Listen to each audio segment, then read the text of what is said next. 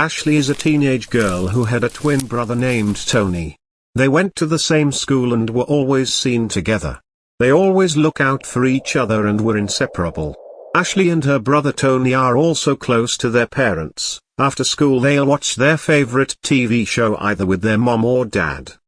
One day Ashley was walking down the street alone, this time because of a little misunderstanding she had with her brother. She saw a group of teenagers vandalizing a very expensive car and some were just talking at the parking lot. Amongst them was a guy named Nick.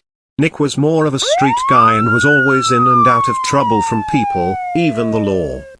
Ashley thought that Nick was really handsome and didn't even notice that him and his friends were doing something bad.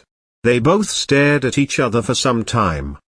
Nick noticed that she was looking at him, so he approached her and said, "Hey."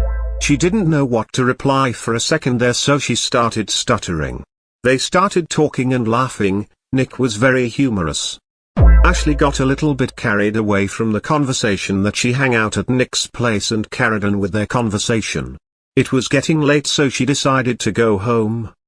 She kept doing this for some time and it began to make her brother uncomfortable and confused. After school he didn't see his sister anymore, so he started getting worried. He started noticing change in her talking, dressing and behavior. His sister started getting home really late because she was out with Nick and his friends causing trouble around the city. They always go around spraying walls and this was illegal. They kept doing it and getting away with it.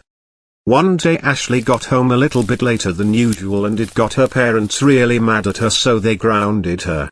It made her really angry and Nick told her to meet him by midnight at a spot. She had to sneak out from the house that night, so she grabbed her stuff and left. Tony saw her as she was leaving, but it was too late to stop her. He left her and didn't snitch on her.